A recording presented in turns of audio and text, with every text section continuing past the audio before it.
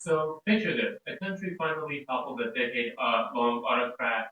People flood the streets chanting freedom and democracy, and for a split second, it feels like history hit the reset button. But then things start to get weird.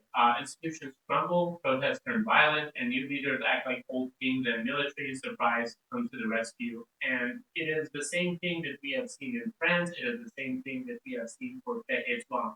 So the question is, why did it happen in Egypt, and why did it happen in 2011?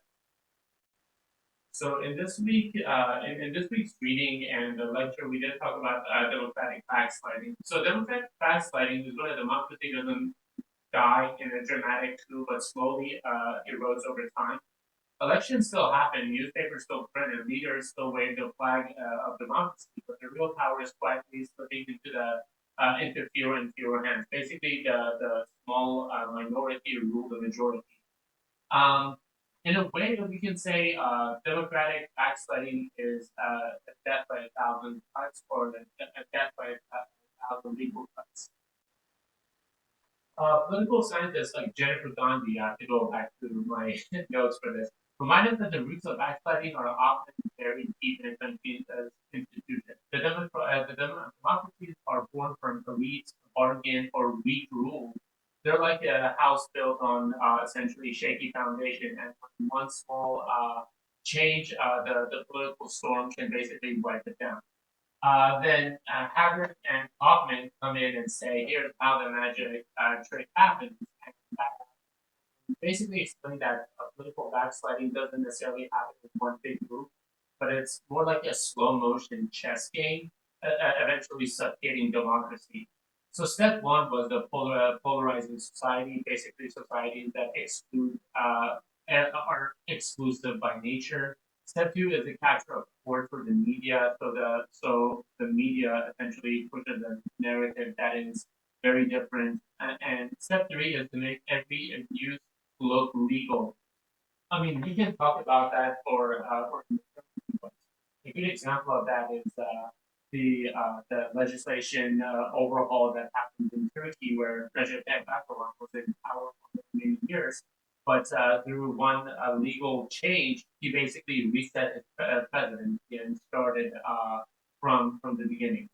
Um, so yeah, I mean, political backsliding is, like I said, it doesn't happen in a vacuum. It doesn't happen overnight.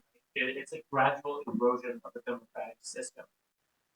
In Egypt's case, political backsliding essentially happened since the moment Mubarak, who was the president for the longest time, took power after the assassination of Anwar Sadat, because he had close relations with the American military industry, and Egypt was the country that was continuously buying tanks from the U.S.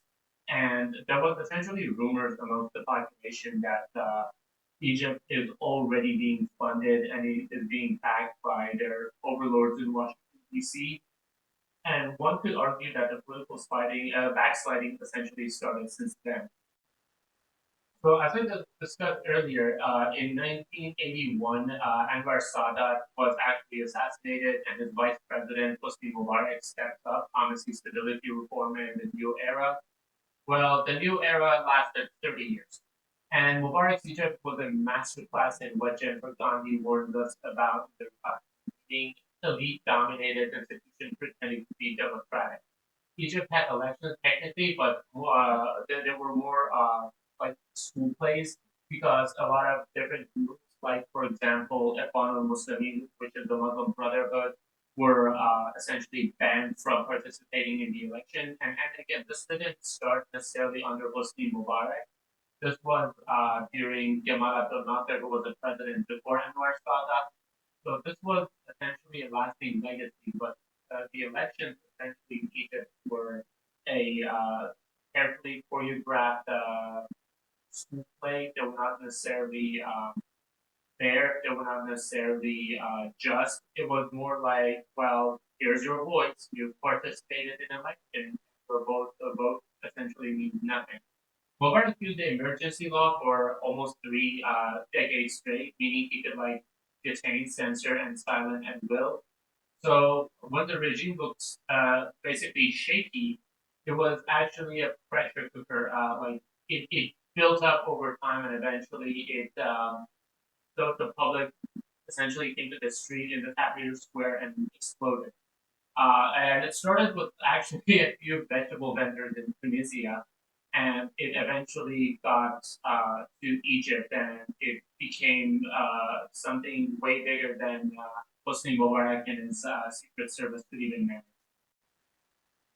In 2010, Tunisia basically lit the match with Mohamed Bouazizi. He was the guy who self-barbecued himself. He set himself on fire because of the unjust laws against his business. And this essentially kickstarted what we call the Arab Spring. So it started in Tunisia and quickly made its way to Egypt, with Hosni Mubarak's government essentially being in power for the past 30 years. Egypt's youth, wired, angry, and done with the fake democracy, filled the Tahrir Square chanting for Mubarak to step down. For a moment, it felt like the French Revolution with Wi-Fi. And even the military played along, letting protesters gather while quietly calculating who win. And I need to add this because when the revolution essentially kickstarted, Ikhwan al-Muslimin, or the Muslim Brotherhood, didn't actually come to the street initially. They were waiting to see what was going to happen before they got involved. But the situation was clear that Hosni Mubarak had to go. But in regards to who was going to step in and essentially take power, that part was not clear. In 2011, Mubarak resigns after 18 days of mass protest. People cry, dance, and take selfies. The pictures I will be sharing in my video. People were actually very happy, but remember Haggard and Kaufman's warning: backsliding starts the moment the rules are rewritten without accountability. Well, Egypt's transitional court was, surprise, surprise, run by military. That's the same, this very same group that put Mubarak in charge for the past 30 years. They promised stability, no interference, and an election. And just like basically a box promising to guard the hen house, it was just something to make the people feel happy that there was finally a big change. But in reality, it was just a temporary fix to a massive, massive problem that Egypt had at the time. So election finally happened in 2012 with the Muslim Brotherhood. Remember them? They were banned under Kemal Abdel Nasser and were essentially censored for decades. They sweep the vote. Their candidate was Mohamed Morsi, an Egyptian that was actually living in the US at the time, and he becomes the Egypt's first democratically elected president. What a joke that was! And this is where basically we go back to the article that we read for this week. So that was the start of essentially propaganda, rumors, and conspiracies because, as we discussed in another class, the powers be at Washington, D.C. were not necessarily pleased that an Islamic government was being established in Egypt and it could destabilize the entire region. So meanwhile, Morsi himself started consolidating power, issuing decree above judicial reviews, sidelining the courts and rewriting the constitution to a more Islamic standard. He initially, when he made these changes, he did claim that they were temporary.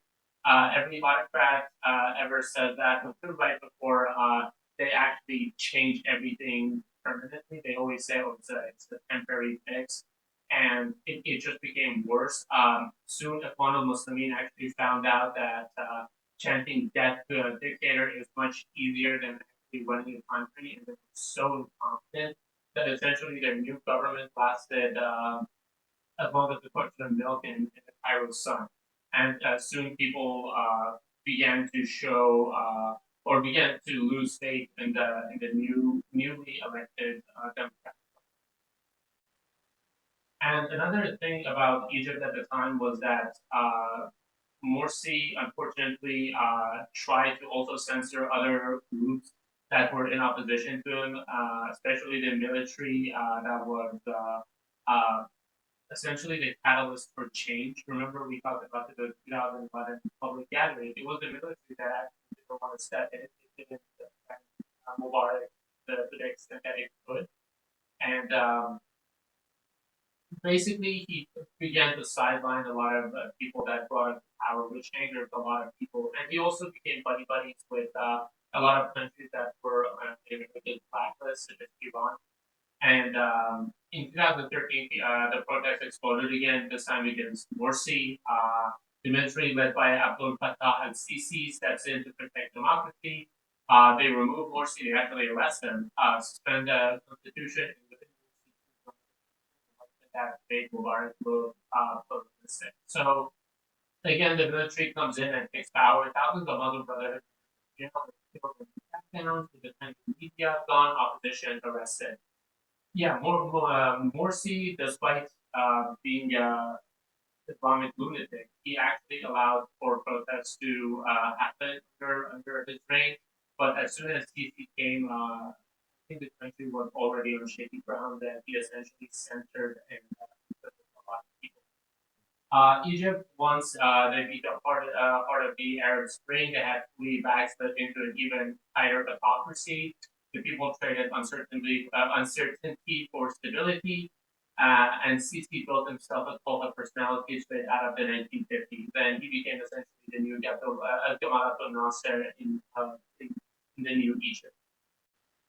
Egypt spent the 2010s like France in the 1700s, revolution, hope, chaos, and then people realized what a bad idea it was, and they went back to even a tighter autocracy, promising them a unity and essentially reform. In Gandhi's terms, Egypt's institutional roots were rotten. In Haggard and Kaufman, its polarizing and weak opposition made backslide inevitable. And then Wolf, the rumor and propaganda sealed the deal. Democracy didn't vanish overnight. It drowned slowly in legal paperwork, fear, and fake news. So maybe the lesson is the opposition of a dictator isn't a protest; it's a strong institution, and citizens refuse to stop asking questions. Egypt tried, but now for now the revolution uh, it's not necessarily a live idea. I mean, somewhere between Cairo's rooftop and the deserts of Egypt, it has been buried because people realized with the new government that they had, they were having yes, they were having their quote unquote democratic terms, but again, the backsliding had started way before then, and there was no way of keeping that without destabilizing the nation. So, like I said, they traded democracy for stability. And to be fair, I did not blame them, but it was definitely an interesting week to talk about political backsliding. And I feel like for my first video, it just was like the perfect way to talk about Egypt and basically what happened during this time.